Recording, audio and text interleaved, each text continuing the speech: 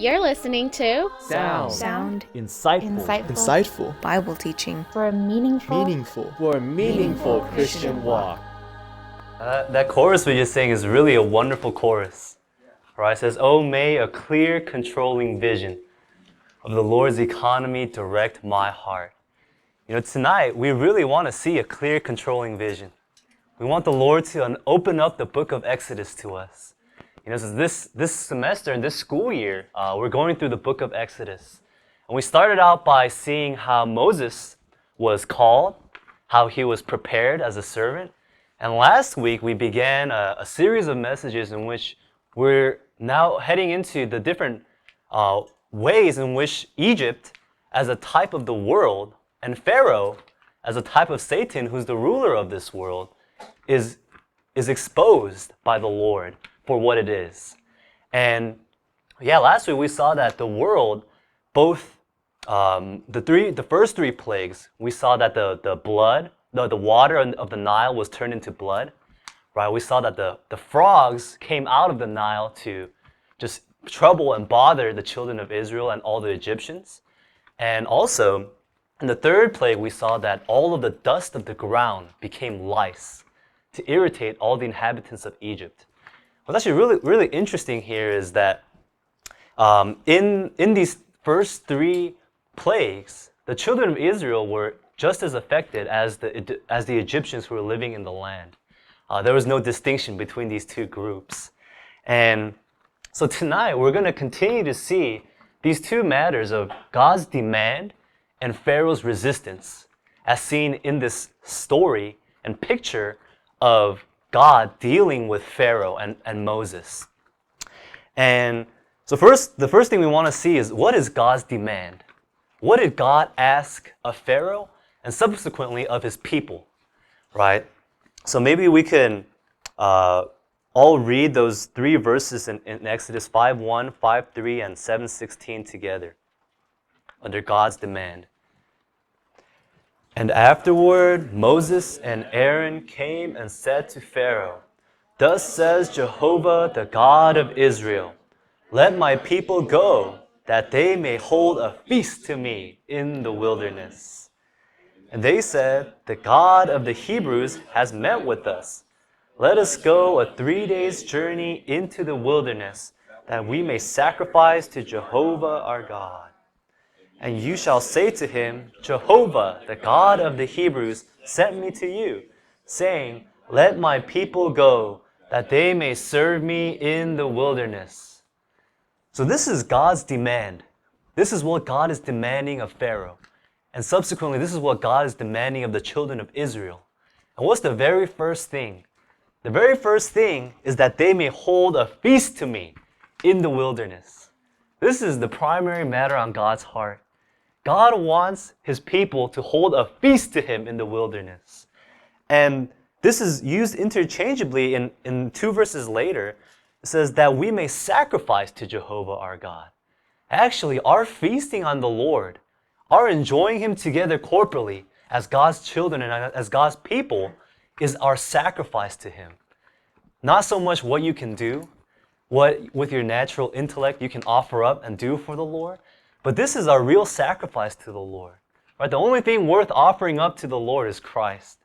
Right? Because Christ came as the unique offering, as the reality of all the offerings that are mentioned in the Old Testament. Right? Christ came as the fulfillment of that type. So really, the only thing we have to offer to God is the Christ that we enjoy. So our sacrificing to God is actually equivalent to holding a feast to Jehovah. And the last thing it's used interchangeably with is that they may serve me. This is our real service to the Lord. Our service to the Lord is to hold a feast unto Jehovah. You know, and tonight we really want to see that we're either those who are holding a feast unto Jehovah, or we're those who are making bricks for Pharaoh, so that Pharaoh can build up his treasure stores and his cities in Egypt. It's either one or the other. If we're not holding a feast unto Jehovah, if we're not sacrificing to Jehovah our God, then what we're doing by default is building bricks for Pharaoh. And as we go through the plagues, there's just a real desired in the Lord that the, the living in the world, which is ruled by Satan, would be thoroughly exposed. Not only that if God's primary goal was just to punish the Egyptians, there were a lot of better ways he could have punished the Egyptians. Right? We saw even in Genesis with Sodom and Gomorrah. I mean, he just called down fire and brimstone. It was very quick. There was nothing more to be said or done. It was just everything was burned down. If he wanted to, he could have done the same with the Egyptians. He could have just called down fire and brimstone if all he wanted to do was punish them for the way they treated the children of Israel. But he didn't do it. I'm very impressed the more I consider the way in which God brought the children of Israel out of Egypt, the more I realize God's ways are just so much higher than our ways. The way he did it is so marvelous because it gave, the people in Egypt a chance to repent, a chance to turn, and a chance to be brought to the Lord. And two, it gave the children of Israel a thorough view of what it really is to be living in Egypt under Pharaoh's tyranny. Because before, they might have thought that this was a pretty good place to live. There's a lot of pleasures, there's a lot of enjoyments. Outwardly, it may seem that way. But through this long time period of 10 plagues, plague after plague after plague, the Lord Jehovah had a way to unveil and expose the world for what it really is. So, as a quick recap of the first three plagues, the first three plagues showed that the enjoyment, the life supply that the Nile, that Egypt had, was nothing but trouble and irritation. The first thing it shows that is a matter of death, right? All the water turning into blood. It shows that everything in the world results in death. Right? Nothing in the world can give you life. Only Christ can give you life. Right? So the first exposure of the world is that everything in the world will cause you to die spiritually. And everything that supplies the world and is necessary for life in the world eventually just becomes a trouble and an irritation to us. It becomes frogs and lice to us. And it's interesting, starting from the fourth plague, in Exodus 8:21, the fourth plague was the sending of swarms of flies. And actually, this is the first plague in which the children of Israel were not affected. In Exodus 8:23, the Lord tells Moses, I will put forth a redemption between you and the Egyptians. And it's interesting that this matter of redemption comes in on the fourth plague. Because a lot of times, we think, well, I'm redeemed. I'm saved from eternal perdition. I'm set for life.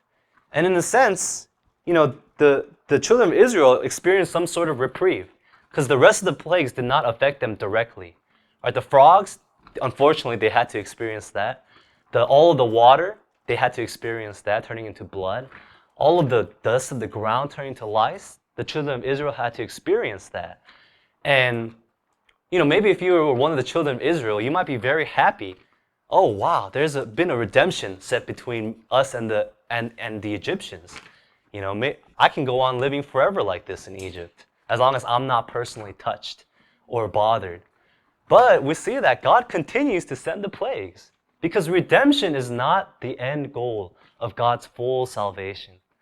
God desires not only that we would be redeemed, but that we would fully leave Egypt, which signifies the world.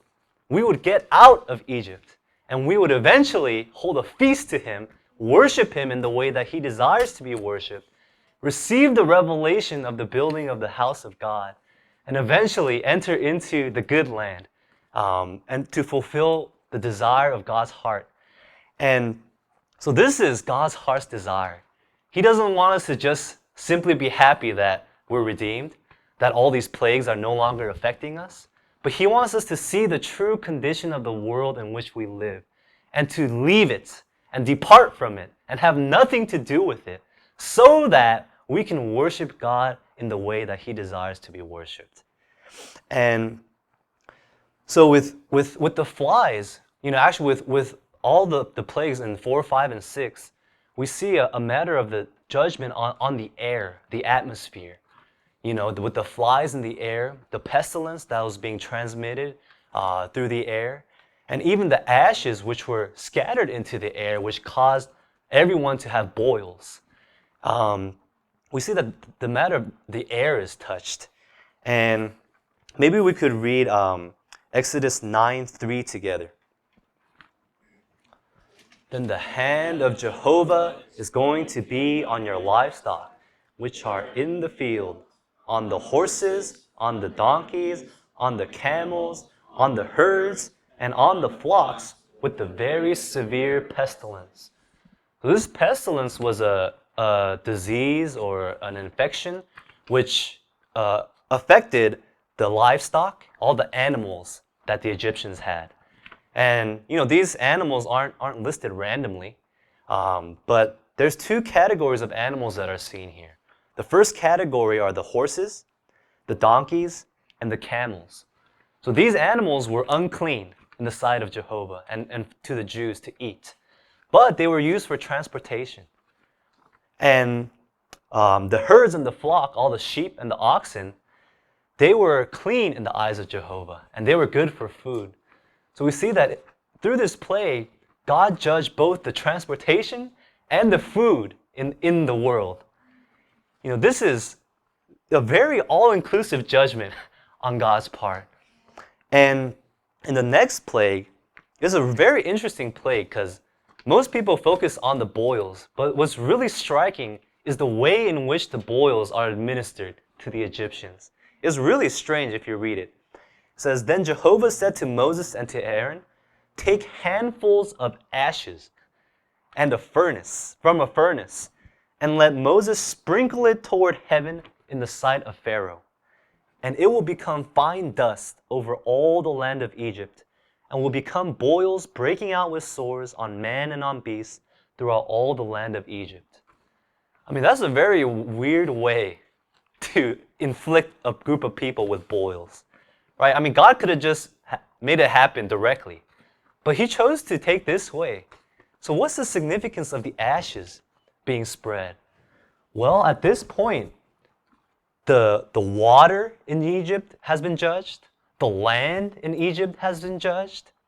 The air, the atmosphere in Egypt has been judged. The transportation and food in Egypt has been judged. This is a very comprehensive judgment of life in the world. But it goes to show that the ashes are like a final form of something. And once you burn something to ashes, there's not much more you can do with those ashes. Going to show that the Lord's dealing with the world is very fine and very detailed. Even the remains of what has been judged concerning the world needs to be judged again. A lot of times when we experience some sort of dealing with the Lord concerning our sinful things, the worldly things that we enjoy, sometimes there's still something remaining within us.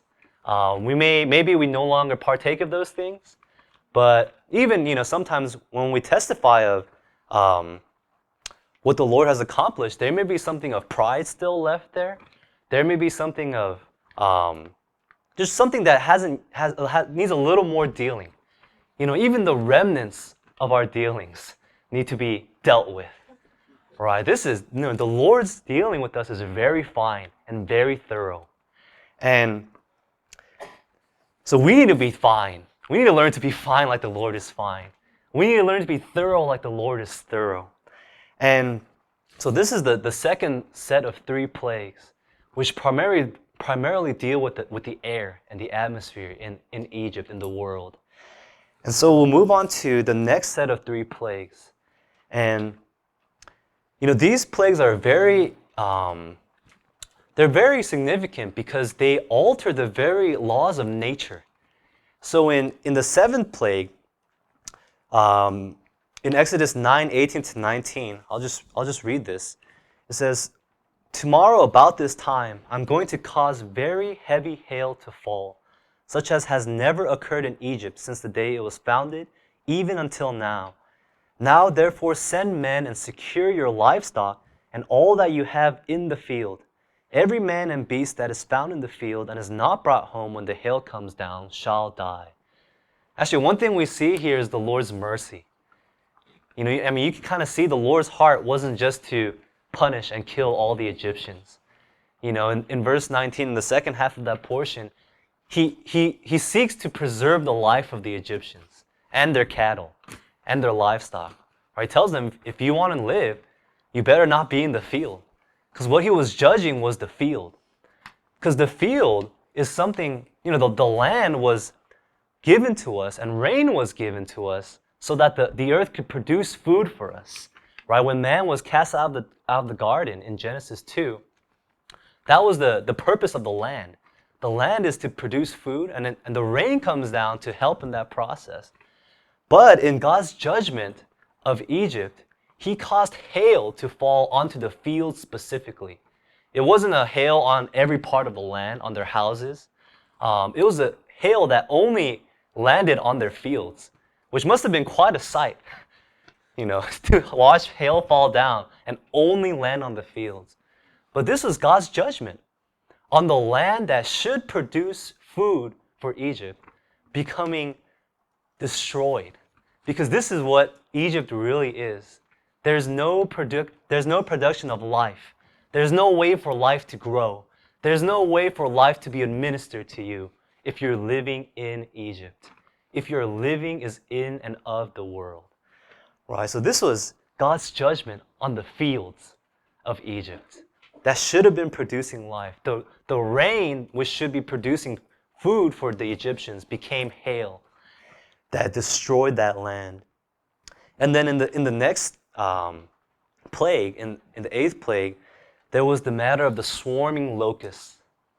And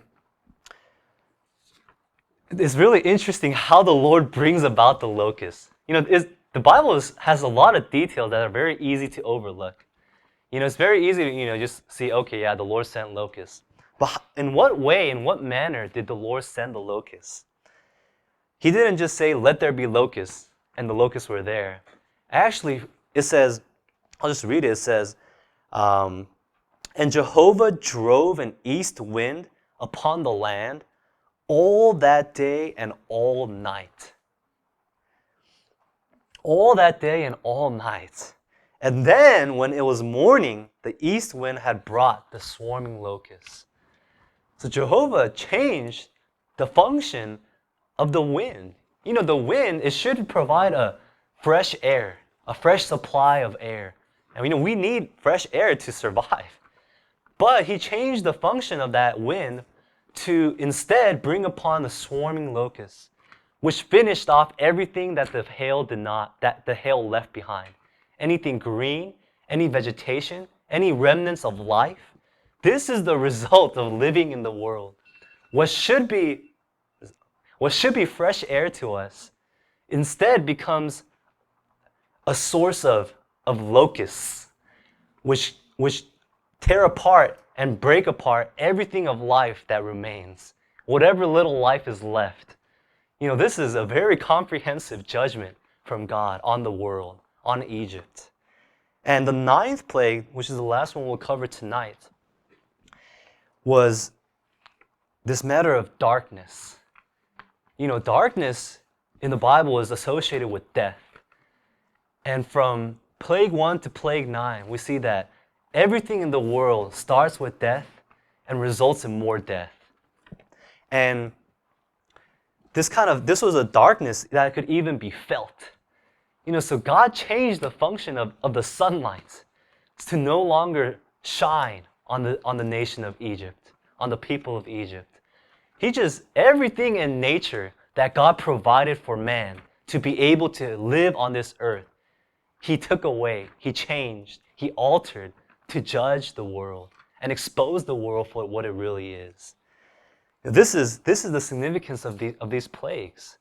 And so God's demand is that we would leave Egypt, right? So that we could hold a feast unto him, we could sacrifice to him, we could serve him, these all being one and the same.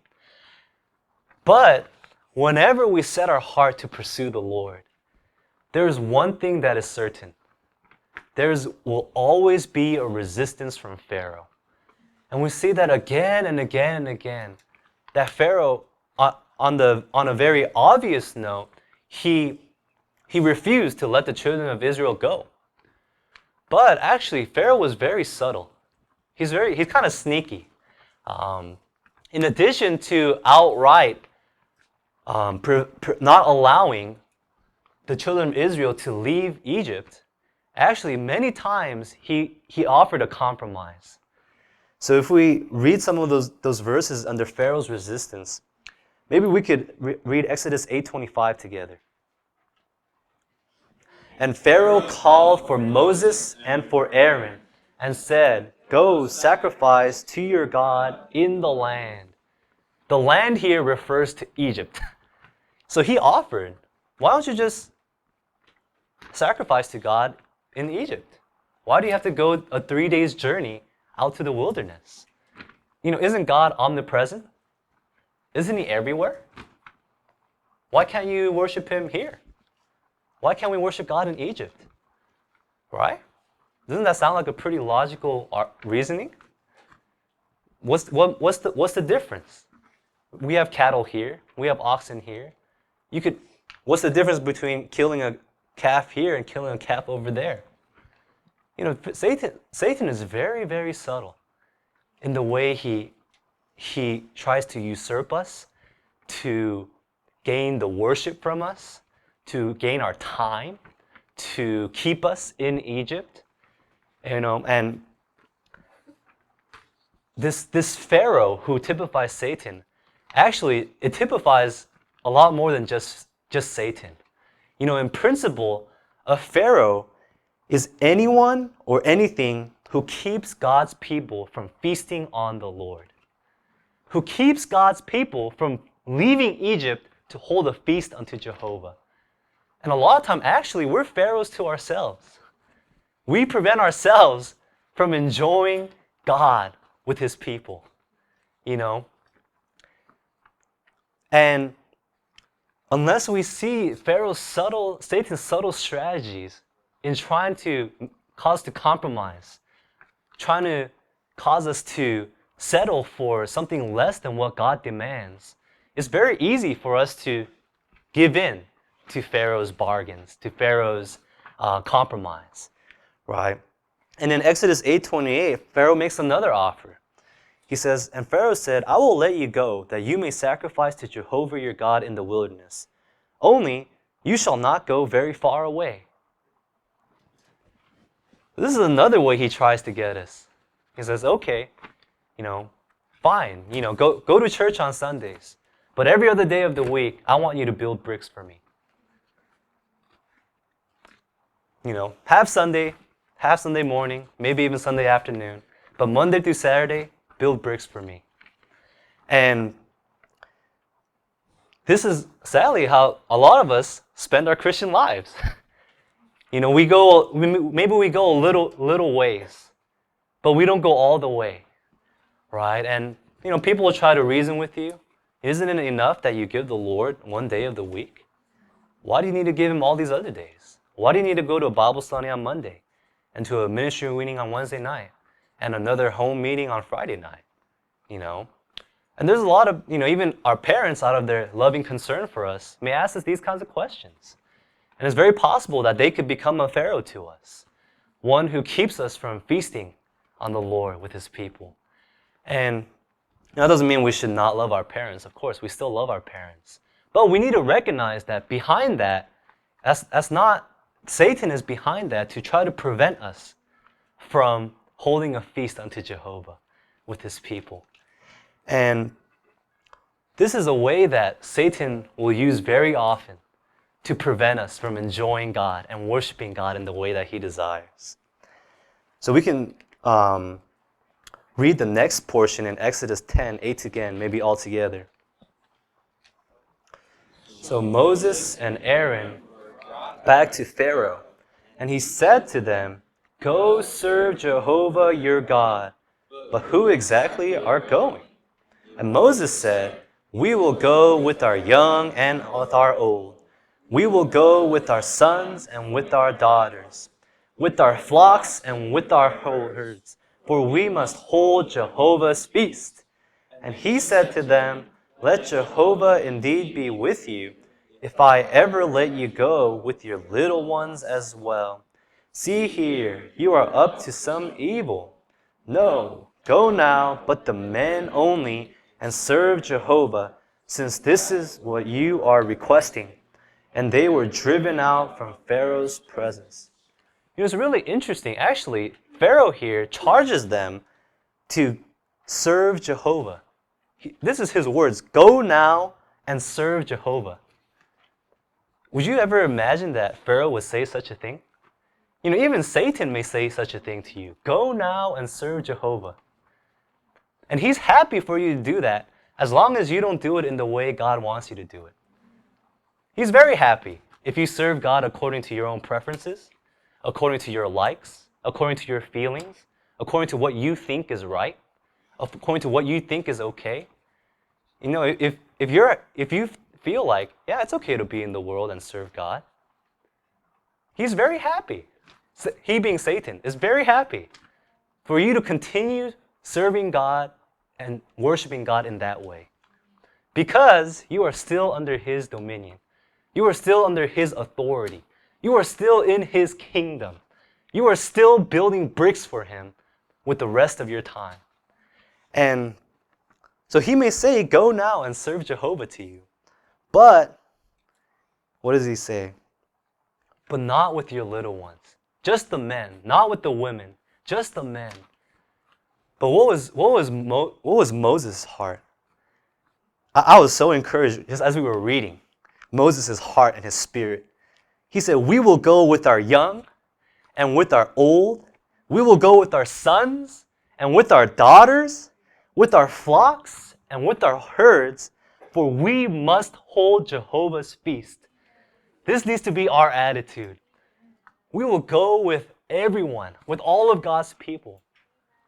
On the corporate side and on the individual side, we will follow Jehovah absolutely. We will hold nothing for ourselves, but we will leave Egypt entirely. And we must hold Jehovah's feast. This needs to be our top priority, right? Holding a feast unto Jehovah. And the next portion is also very, very sweet to see what kind of heart Moses had. So maybe we could read that portion all together as well. And Pharaoh called Moses and said, Go, serve Jehovah. Only let your flocks and your herds be detained. Your little ones may also go with you. And Moses said, You must also let us have sacrifices and burnt offerings, so that we may sacrifice to Jehovah our God. So our cattle also must go with us. Not a hoof must be left behind, for we must take some of them to serve Jehovah our God. And we do not know with what we must serve Jehovah until we go there. Wow. I mean, just the way Moses responded. Here Pharaoh is again saying, Go, serve Jehovah. Right? Because he knows that as long as a little part of us is still in Egypt, as long as we still have 1 foot in the world, he's happy. Because he knows that we're still under his dominion. He's fine with letting us go and serve Jehovah, as long as 1 part of us remains in Egypt. And so he says, only let your flocks and your herds be detained. Right? Our possessions, where our possessions are, where our treasure is, that's where our heart will be. Right? So Satan is very subtle. He may just have that little stronghold in your being. Maybe you spend most of your time with other believers, having fellowship, holding a feast unto Jehovah, worshiping him, sacrificing, bringing Christ to the Father, and offering him up, and enjoying him in mutuality. This may be most of our lives, but maybe there's a small part of our heart that still holds on to Egypt, especially something concerning our material things, right? The herds and the flocks signify our material possessions. Maybe we still trust in the world to provide for us. We trust in our jobs or our education or our careers to provide for us. And that becomes a stronghold in us through which Satan has access and reign over the rest of our being. That prevents us from being holy for God and from leaving Egypt so that we could be separated unto God in the wilderness, hold a feast unto God in the wilderness, and ultimately build the dwelling place of God in the place in which God chose. Right? This is Pharaoh's subtlety in his resisting. In his resisting our leaving Egypt absolutely and entirely.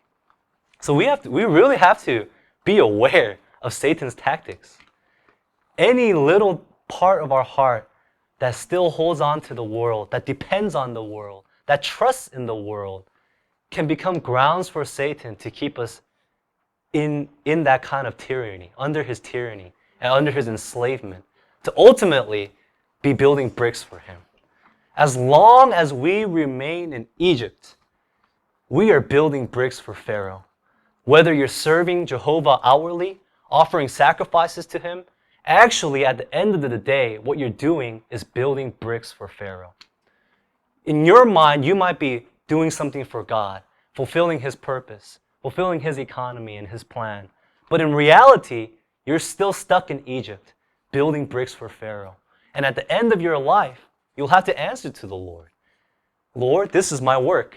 You might present it, only to realize under his shining that all that you produced was a city for Pharaoh and not the building of God. And so we really need to learn how to deal with the world, right? And God's way was little by little. Don't try to become a different person tomorrow, to drop everything that you trust in right away. God's way was plague by plague, little by little. He will bring you into the experiences you need.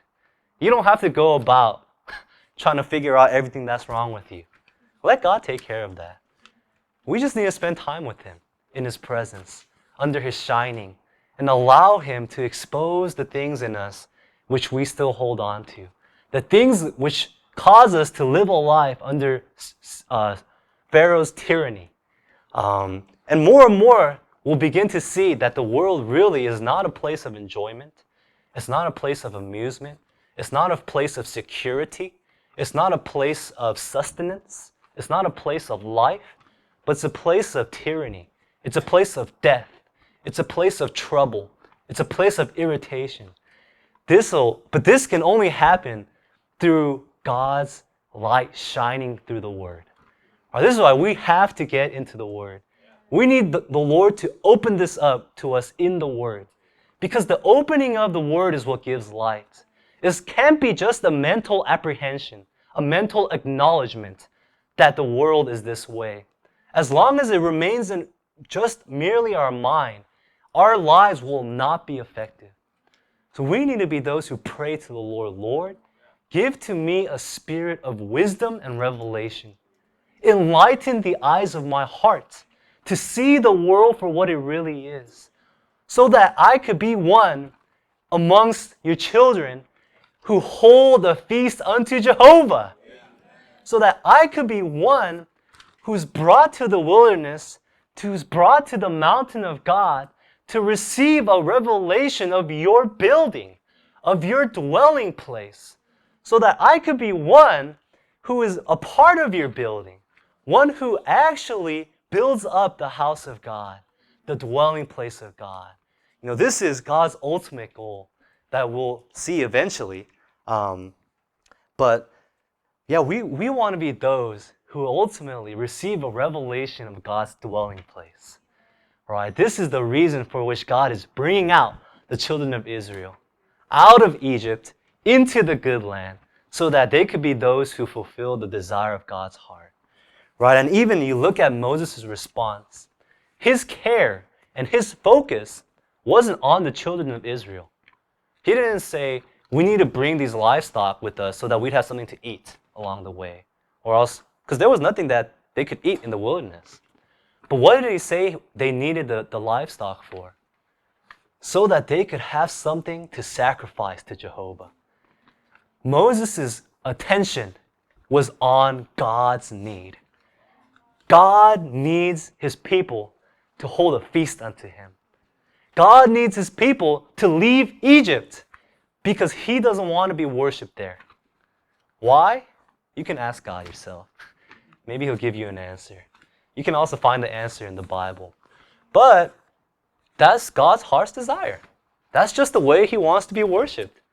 So Moses' attitude was entirely towards God's need, towards God's desire, and not on the children of Israel or himself. Right? So this is the kind of heart we want to pick up.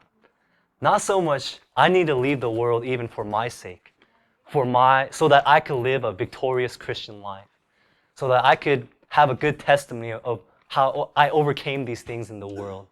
Those things may very well just be ashes, which cause boils up to the people who are listening to you. But our view, our aim, our goal, our prayers are directed towards the fulfillment of the desire of God's heart.